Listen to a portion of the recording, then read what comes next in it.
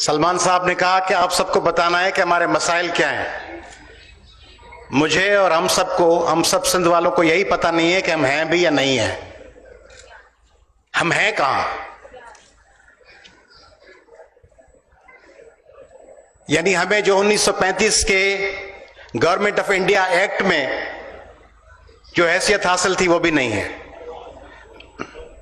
ہم وہ ہیں جو نہ مارشل ریس ہیں جو سیکنڈ ورلڈ وار میں انگریزوں کی افواج کا حصہ بن سکتے اور ہمیں کوئی حیثیت ملتی. ہم نہ پہاڑوں پہ ہتھیار لے کے چڑھنے والے، تورا بورا کے پہاڑوں پہ ہتھیار لے کے چڑھنے والے اور ریزسٹنٹ موومنٹ کے لوگ ہیں جن سے لوگ خوف کھائیں اور ان سے باتیں کریں. ہم نہ وہ وائلنٹ لوگ ہیں جو کراچی کے رستوں کو بند کر دیں تاکہ نیٹو کے کنٹینر نہ گزر سکے اور ہم سے بات چیت ہو. ہم وہ انتہا پسند بھی نہیں ہیں جو اسلام آباد میں مارچ کر کے دھرنا دے کے بیٹھ جائیں اور پھر ہم سے ریاست اور حکومت باتیں کرے. ہم آدھا تیتر آدھا بٹیر قسم کے لوگ، پرامن لوگ جن کے پاس ہتھیار اٹھانے کی، جن کی تربیت اور تاریخ نہیں ہے، جو انتہا پسندی کے راستے پہ نہیں ہے، جو آپ کو محمد علی جناح دے سکتے ہیں. جینا بھائی، اس کا نام محمد علی جناح کر کے اس کو جھرک سے اغوا کر کے کراچی شفٹ کر دیا گیا. ہم وہ دے سکتے ہیں. ہم آپ کو موہنجو دڑو کی سویلائزیشن دے سکتے ہیں. ہم آپ کو ذوالفقار علی بھٹو دے سکتے ہیں جس کو پھانسی پہ چڑھا دیا گیا. ہم رسول بخش پلیجو دے سکتے ہیں جس کو کوٹ لکھپت کے قید میں 8 سال تک محبوس رکھا گیا. ہم آپ کو شیخ ایاز دے سکتے ہیں جو ساہیوال جیل میں قید رہا. ہم آپ کو جی ایم سید دے سکتے ہیں جس کو غدار قرار دے دیا گیا. حیدر بخش جتوئی دے سکتے ہیں. ہم آپ کو بے نظیر بھٹو دے سکتے ہیں جس کو راول پنڈی کے راستوں پر قتل کر دیا گیا. ہم ہتھیار بند نہیں ہیں، ہم ایکسٹریمسٹ نہیں ہیں، ہم ڈرگ مافیاز نہیں ہیں، ہم ہیومن ٹریفکرز نہیں ہیں کہ آپ ہم سے بات کریں. ہم لوگوں کو واجب القتل قرار دینے والے نہیں ہیں، اس لیے ہم گنتی میں نہیں ہیں. ہم آپ کو 72.5% گیس تو دے سکتے ہیں. 3 صوبے 27.5% گیس دیتے ہیں، سندھ 72.5% گیس دیتا ہے. پاکستان کا 58.5% پیٹرول سندھ دیتا ہے. دنیا کا 6 لارجسٹ کول ریزرو سندھ میں ہے.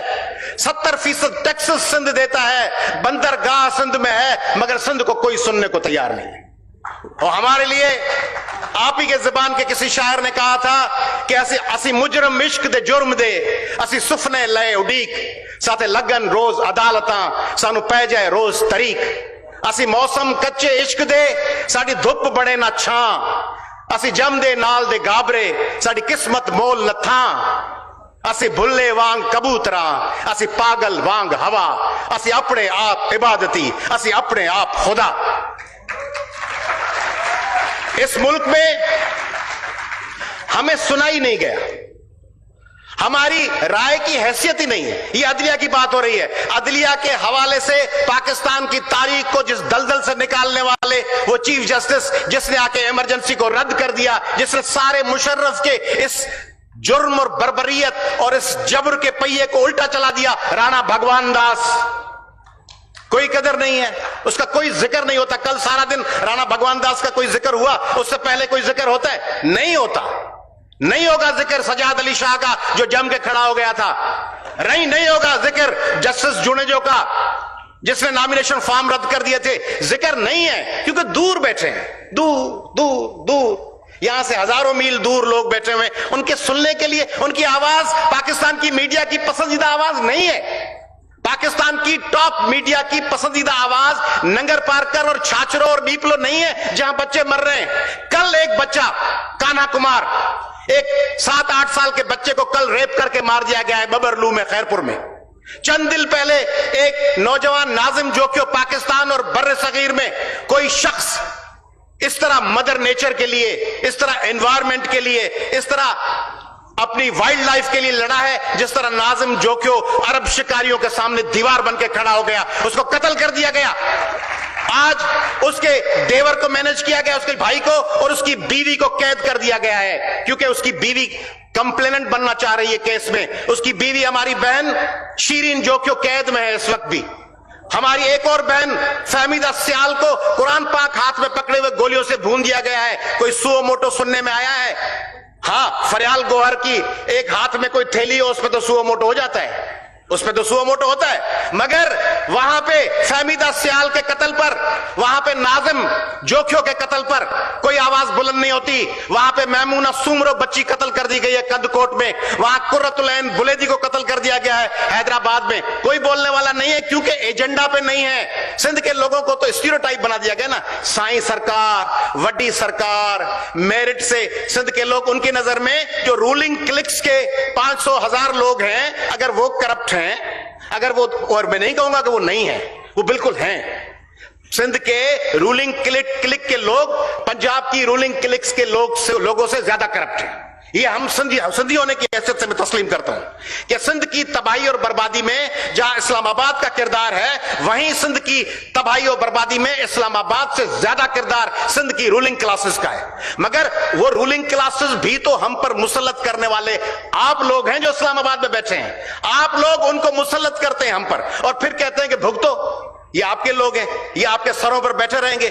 उनको कभी आप अपनी बी टीम बना लेते हैं, कभी उनको आर्जी तौर पर अपना मुखालिफ बना के उनको हीरो बना देते हैं, फिर वो हीरो बनते हैं, फिर हीरो बनकर फिर वो अगले 5 साल सिंध को तबाह करने के लिए मैदान में उतरते हैं। सिंध में आपको पता है, सिंध की 18 अजला के लिए सिंध हाईकोर्ट ने कहा है कि वहां गटर मिला हुआ पानी लोगों को पिलाया जा रहा है। गटर, खराब पानी नहीं, पोल्यूटेड पानी नहीं, गटरों का मिला हुआ, गटर की लाइन और पानी की लाइन मिली हुई है 18 अजला में। सिंध हाईकोर्ट कहती है, मैं नहीं कहता।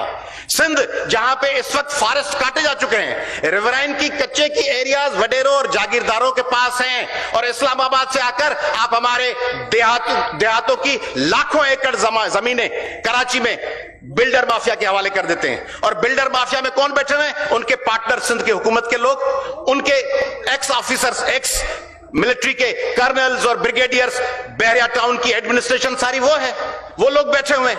उन्होंने सिंध के देहातों को मिसमार कर दिया। सिंध के जजायर जो सिंध की टेरिटोरी है, पाकिस्तान की आईन के मुताबिक जो पाकिस्तान के पानी है, उनका पहला वाला हिस्सा इंटरनेशनल वाटर से पहले वो सिंध के प्रोविंस की मिल्कियत है, उसमें कहते हैं जजायर बनाएंगे। सिंध की जमीनें ले ली, सिंध के वसाइल ले लिए सिंध का, और सबसे ज्यादा लोड शेडिंग गैस की सिंध में, सबसे ज्यादा बिजली की लोड शेडिंग सिंध में।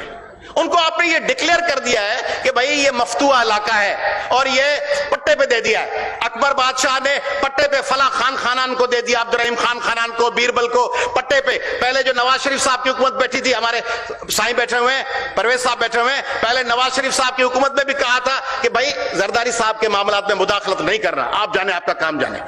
अब भी पीटीआई की हुकूमत ने कह दिया है हम बयान शयान जारी करेंगे, क्योंकि पीटीआई खुद पाकिस्तान के लोगों को तबाह करने में फोर फ्रंट पे है। महंगाई, जुल्म, जबर, दवाइयां, आटा, गंदम, सब चीजें। तब अब कहते हैं कि इनके साथ मजीद कन्फ्रंट नहीं करना। नवाज शरीफ और पीटीआई की लड़ाई में सिंध को एक दफा फिर बी टीम बनाकर साइड पे रख दिया गया है, क्योंकि उनको यूज करना है, और नतीजा हम सिंध के लोग भुगत रहे हैं। कास्ट हमको पे करनी पड़ रही है, हम तबाह बर्बाद हो चुके हैं। मैं आपके पास शिकायत लेके आया हूं, अभी ये मुख्तसर का कहा जा रहा है, दूसरा राउंड है। मैं आपको बता रहा हूं कि इसी तरह ट्रीट किया गया था दूसरे लोगों को, कहा गया था 4 फुट के लोग हैं, 5 फुट के लोग हैं, मछली खाते हैं, जायल हैं, पागल हैं, ये क्या करेंगे? सिंध के लोगों को आप दीवार से लगा रहे हैं इस्लामाबाद के हुक्मरानों, इस तरह करेंगे। इसकी बहुत बड़ी कास्ट नहीं। हम तो वो लोग हैं जो ड्यू शेयर मांगते हैं, हम कहते हैं पाकिस्तान हमारा मुल्क है, इस मुल्क में हमें बराबरी का हिस्सा दिया जाए। मगर पीछे जो दूसरे लोग बैठे हैं, वो अगर कुछ और बैरूनी ताकतों के जरिए मैनेज हो गए तो बड़े भयानक नतायज निकल सकते हैं। शुक्रिया।